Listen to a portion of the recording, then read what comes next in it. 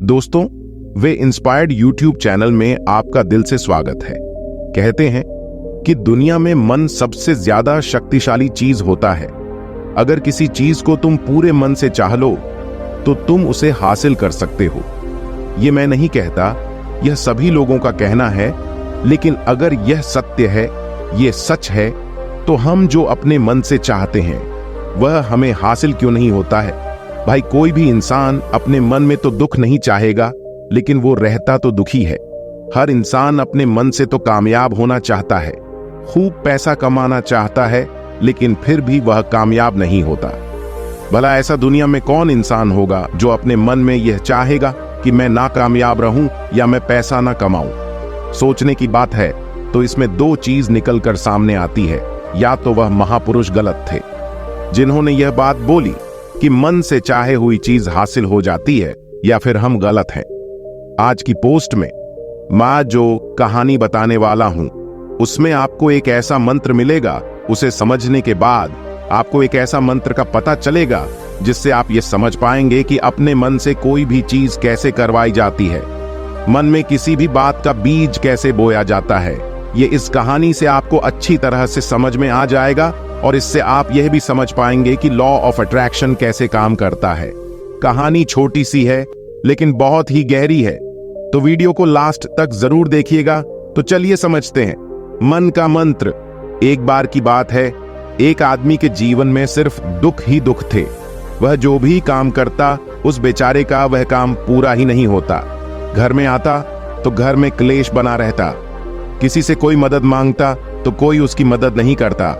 ऐसा लगता था कि चारों तरफ से उसके ऊपर दुख का पहाड़ टूट पड़ा है। उसे समझ नहीं आ रहा था कि मैं इन दुखों से कैसे पार पाऊं। वह दिन रात यही सोचता रहता था कि अपने दुखों से छुटकारा कैसे पाना है। इसी कारण से वह रात में सो भी नहीं पाता था। उसकी आंखों के नीचे बड़े बड़े काले घेरे बन गए थे, जो इस बात का प्रतीक थे कि वह आदमी कितना दुखी है और कितना चिंतित है। कभी कभी तो उसके मन में आत्महत्या करने के भी ख्याल आते थे, लेकिन अपने परिवार की चिंता करके वह यह कदम नहीं उठा पाता। वह इतना दुखी हो गया कि उसने निर्णय किया कि वह इन दुखों से छुटकारा पाकर ही रहेगा। इसके लिए चाहे उससे कितनी ही मेहनत करनी पड़े, कुछ भी करना पड़े, चाहे अंगारों पर चलना पड़े, लेकिन इन दुखों से छुटकारा हासिल करके ही रहेगा। ऐसे ही एक दिन उसने अपने मित्र से पूछा कि मैं अपने जीवन को कैसे सुधारें। उसके मित्र ने उसे बताया कि तुम किसी बाबा के पास जाओ। बाबाओं के पास ऐसा मंत्र होता है जिससे सारे दुख मिट जाते हैं, जीवन खुशियों से भर जाता है और धन संपदा भी हासिल होती है। तुम किसी ऐसे बाबा को ढूंढ लो, बस तुम्हारा काम बन जाएगा। उस आदमी के मन में यह बात पूरी तरह से पक्की बैठ गई कि कोई बाबा ही मेरा दुख दूर कर सकता है, और इसीलिए उसे किसी भी बाबा के बारे में पता चलता तो वह उस बाबा के पास पहुंच जाता, उस बाबा को अपनी समस्या बताता और उससे उसका समाधान पूछता और कहता कि बाबा, मैं कुछ भी करने के लिए तैयार हूं, लेकिन मेरी इन समस्याओं से मुझे छुटकारा दिला दीजिए। आप जो कहेंगे मैं वह करूंगा, लेकिन मेरे जीवन को सुधार दीजिए। बाबा उसे कुछ टोने टोटके बताते थे करने के लिए, और बदले में दान दक्षिणा ले लेते थे और कहते थे कि यह टोना टोटका करने के बाद तुम्हारे घर में सुख शांति बनी रहेगी, बस इस टोटके को पूरी विधि के साथ करना। वह आदमी घर लौटकर पूरी विधि के साथ टोने टोटके करने लगा, लेकिन बहुत टोने टोटके करने के बाद भी उसके जीवन में कुछ बदलाव नहीं आया। इसके विपरीत उसका जीवन और ज्यादा दुखी हो गया। जो भी बाबा उसे टोना टोटका देता था वह बदले में उससे दान दक्षिणा लेता था, जिससे उसका धन भी धीरे धीरे खत्म हो रहा था। इससे उसके जीवन में दुख और ज्यादा बढ़ गया। तब उसे लगा कि बाबाओं के पास जाने से तो मेरे जीवन में दुख कम होने की बजाय बढ़ते ही जा रहे हैं, तो मुझे क्या करना चाहिए? बाबाओं के पास जाऊं या ना जाऊं? फिर एक दिन एक आदमी ने उससे बताया कि तुम अपने घर में किसी पंडित को बुलाकर हवन करवा लो। हवन होगा तो घर शुद्ध हो जाएगा। कोई भी बुरी ऊर्जा अगर घर में होगी तो वह घर से बाहर चली जाएगी। किसी पंडित को बुलाकर पूरे विधि विधान उसे मंत्र उच्चारण कराओ, हवन कराओ, जिससे घर में सुख शांति आए। उस आदमी के मन में यह बात बैठ गई और उसने एक पंडित को अपने घर पर बुलाकर हवन करवा दिया। हवन अच्छी तरह से संपन्न हुआ। बदले में पंडित ने भी अच्छी दान दक्षिणा ली और उसके बाद वह वहां से विदा हो गया। लेकिन कुछ दिनों के बाद उस आदमी को महसूस हुआ कि उसके जीवन में अभी भी कोई बदलाव नहीं आया है। अब वह आदमी पूरी तरह से दुखी हो गया और ज्यादा परेशान हो गया। अब तो उसे लगने लगा था कि मेरे जीवन में से दुख कभी खत्म ही नहीं होंगे, और यही सोच सोचकर उस आदमी का बुरा हाल हो गया था। फिर एक दिन उसे अपने मित्र से एक ऐसे बाबा के बारे में पता चला जो समाधान बताने के लिए कोई दान दक्षिणा नहीं लेता था। उस आदमी को लगा कि यह बाबा दूसरे बाबाओं की तरह नहीं हो सकता, क्योंकि यह तो दान दक्षिणा लेता ही नहीं, और अगर दान दक्षिणा नहीं लेता तो यह सच में कोई सिद्ध बाबा होगा। और यही सोचकर वह उस बाबा के पास पहुंच जाता है। जब वह आदमी वहां पर पहुंचता है तो वह बाबा ध्यान में बैठे हुए थे। यह देखकर वह आदमी वहीं पर चुपचाप बैठकर ध्यान से बाहर आने का उनका इंतजार करने लगा। थोड़ी देर बाद बाबा ने आंखें खोली तो सामने एक दुखी और परेशान युवक को बैठे देखा। उसकी आंखों के नीचे काले घेरे देखकर ही समझ गया कि यह आदमी अपने जीवन से कितना परेशान है। उसे संबोधित करते हुए बाबा ने पूछा कि वत्स, क्या चाहते हो? बाबा के पास क्या लेने आए हो?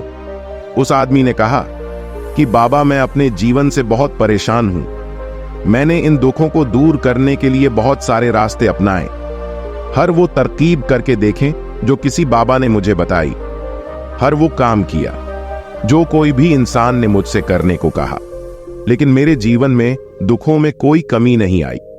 बाबा, इसके विपरीत मेरे जीवन में दुखों में बढ़ोतरी हो गई है। मुझे समझ में नहीं आ रहा है कि मैं क्या करूं।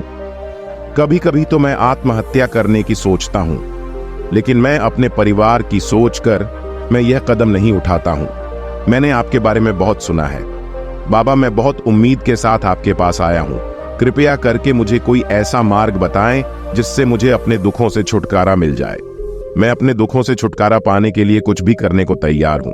आप मुझे कोई भी रास्ता बताएं, चाहे वह रास्ता कितना ही कठिन क्यों ना हो, मैं उसको पार करके रहूंगा।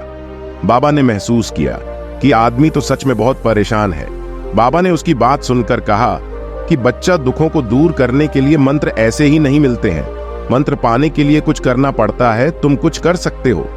यह सुनकर पहले तो उस आदमी ने सोचा कि यह बाबा भी मुझसे दान दक्षिणा मांगेंगे, लेकिन और कोई रास्ता न पाकर उस आदमी ने कहा, बाबा, आपको जितना भी दान दक्षिणा चाहिए मैं देने के लिए तैयार हूं, लेकिन आपका मंत्र सच्चा होना चाहिए, वह पूरा होना चाहिए, उसका फल मुझे मिलना चाहिए। उसके बाद मैं आपको जो भी दान दक्षिणा लेना चाहते हो मैं आपको दे दूंगा। बाबा ने कहा, दान दक्षिणा तो बहुत छोटी चीज है, मुझे वह नहीं चाहिए।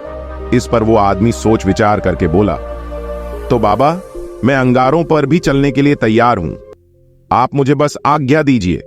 बाबा ने कहा कि अंगारों पर चलने वाली छोटी चीज में तुमसे नहीं कराने वाला हूं। मैं जो तुमसे कराने वाला हूं वह बहुत कठिन मंत्र है, उसे पूरा कर पाओगे? उसने कहा, बाबा, आप मुझे बताइए तो सही, मुझे करना क्या होगा? मैं कुछ भी करने के लिए तैयार हूं। इस पर बाबा ने उससे कहा कि यहां से जब तुम अपने घर जाओ तो रास्ते में अपने मन में यह दोहराते जाना कि मैं सुखी हूं, मैं सुखी हूं। बार बार अपने मन में यही दोहराना, और याद रहे यह सिर्फ मन में दोहराना है। यह सुनकर वो आदमी बोला, बाबा, बस इतनी सी बात, ये तो मैं चुटकी बजाते कर लूंगा, लेकिन इससे होगा क्या? बाबा बोले कि इस मंत्र को करके तो देखो, वैसे भी तुमने इतने बाबाओं के मंत्र किए हैं, तो इस मंत्र को भी करके देख लो। उस आदमी ने सोचा कि बाबा कुछ दान दक्षिणा तो ले नहीं रहे हैं, और छोटा सा मंत्र है, इसे तो मैं कर ही लूंगा। वो बोला, ठीक है बाबा, मैं यह मंत्र जरूर करूंगा। और वो आदमी यह कहकर वहां से चलने लगा। लेकिन जैसे ही वह चलने लगा, पीछे से बाबा ने बोला कि वत्स, एक बात याद रखना, जब तुम यह मंत्र अपने मन में दोहराना तो तुम्हारे मन में बंदर के विचार नहीं आने चाहिए, बंदर का ख्याल भी नहीं आना चाहिए, तो ही यह मंत्र सिद्ध होगा। आदमी बोला, मुझे तो आज तक बंदर का कोई विचार नहीं आया, तो अब क्यों आएगा? आप चिंता मत करिए बाबा, मैं बस मन में यही दोहराऊंगा कि मैं सुखी हूं, मैं सुखी हूं। इसके अलावा बंदर का कोई भी विचार मेरे मन में नहीं आएगा। यह कहकर वह आदमी वहां से चल देता है। वह अपने मन में मैं सुखी हूं, मैं सुखी हूं ये दोहराता हुआ थोड़ी दूर ही चला था कि उसके मन में अचानक बंदर का ख्याल आ गया। बंदर का ख्याल एक बार आया और चला भी गया, लेकिन उस आदमी ने सोचा, आज तक तो मुझे बंदर का कोई भी विचार नहीं आया, यह आज बंदर का विचार क्यों आ गया। और ऐसे करके उसने उस बंदर के विचार को पकड़ लिया और यह भूल गया कि मुझे क्या मंत्र दोहराना है। और वह बंदर के बारे में सोचने लगा।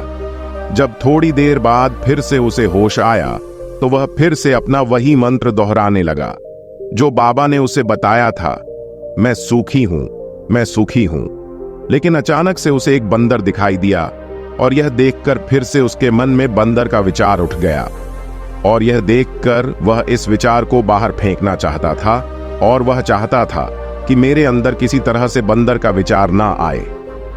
लेकिन उसे तो सामने बंदर ही दिखाई दिया। ऐसे ही रटते करते हुए घर पर पहुंचा और घर पर पहुंचने के बाद अपनी पत्नी को कहा कि हे बंदरिया, मुझे खाने में बंदर परोस दो। और जब उसे एहसास हुआ कि उसने क्या बोल दिया तो वह अपने बाल नोचने लगा और दीवारों में सर मारने लगा कि आज तक मुझे बंदर का कोई भी विचार नहीं आया और आज मुझे यह क्या हो गया है कि मुझे हर जगह बंदर ही बंदर नजर आ रहे हैं। यह कैसी माया है। यही सोच सोच कर वह आदमी रात भर सो नहीं पाया। रात भर करवटें बदलते रहा और सुबह उठकर सीधे उसी बाबा के पास पहुंच गया और उसके चरणों में गिरकर कहा कि बाबा, पता नहीं क्या चमत्कार हो रहा है। आज तक मुझे बंदर का कोई विचार नहीं आया, लेकिन कल से जब से आपने मुझसे कहा कि बंदर का विचार नहीं आना चाहिए, तब से मुझे हर जगह बंदर ही बंदर नजर आ रहे हैं। उस आदमी ने कहा कि बाबा, मुझे तो आपके पीछे पेड़ पर बैठा बंदर केले खाते हुए दिखाई दे रहा है। यह हो क्या रहा है बाबा? यह सुनकर बाबा हंसने लगे। हाँ हाँ हाँ हाँ वत्स, मन का जाल एक ऐसा जाल है जिसे समझ पाना इतना आसान नहीं है। बंदर तो तुम्हारे रास्ते में पहले भी आते थे। जब तुम मेरे पास आए थे तो इन्हीं पेड़ों पर यह बंदर घूम रहे थे, लेकिन तब तुम्हारे ध्यान में यह बंदर नहीं था। तब तुम्हारे ध्यान में सिर्फ दुख थे। इसके बाद बाबा ने उसे बताया कि वत्स, हम जिस चीज से भी दूर भागना चाहते हैं वही चीज हमारे मन में बहुत गहरे में प्रविष्ट हो जाती है और हमारे अंतर्मन में समा जाती है। असल में हम जिस चीज से छुटकारा पाना चाहते हैं उससे छुटकारा इसीलिए पाना चाहते हैं कि वह हमारे साथ बहुत गहरे से जुड़ी हुई है और हम जितना ही उससे छुटकारा पाना चाहते हैं वह उतनी ही गहरी हमारे मन में बैठती चली जाती है और आखिरकार हमारे अंतर्मन में छा जाती है। ऊपर से तो हम चाहते हैं सुखी होना, कि मैं सुखी हूं, सुखी हूं। हमारे होंठ भी यही बोलते रहते हैं, लेकिन हमारे मन में दुख समाये होते हैं। हमारे विचारों में, हमारे मन में दुख ही दुख दिखाई देते हैं। इसीलिए अपनी जुबान से बार बार यह बोलने से कि मैं सुखी हूं, मैं सुखी हूं, हम सुखी नहीं होंगे जब तक यह मंत्र हमारे अंतर्मन में प्रविष्ट नहीं होगा। इस पर उस आदमी ने पूछा कि बाबा, लेकिन यह मंत्र हमारे अंतर्मन में प्रविष्ट कैसे होगा? यह सुनकर बाबा ने कहा कि बच्चा, अपने दुखों से लड़ना बंद कर दो। जब तक तुम अपने दुखों को दूर करने की सोचते रहोगे तब तक वो दुख तुमसे चिपके रहेंगे, तब तक वो दुख तुम्हारे अंतर्मन पर अपना राज बनाए बैठे रहेंगे। और जिस दिन तुम उन दुखों के बारे में सोचना ही छोड़ दोगे, उन दुखों से छुटकारा ही नहीं पाना चाहोगे, उसी दिन से तुम्हारे जिंदगी से दुख गायब हो जाएंगे। क्योंकि किसी भी चीज से छुटकारा पाने के लिए हमें उस चीज के बारे में सोचना पड़ता है और हम जितना ही उस चीज के बारे में सोचते हैं वह उतनी ही गहरी हमारे मन में प्रविष्ट होती चली जाती हैं। दोस्तों, आशा करता हूं आपको आज का ये कहानी जरूर अच्छा लगा होगा। तो अगर आपको हमारा ये वीडियो अच्छा लगा हो तो वीडियो को लाइक और चैनल को सब्सक्राइब जरूर कर दीजिएगा। धन्यवाद।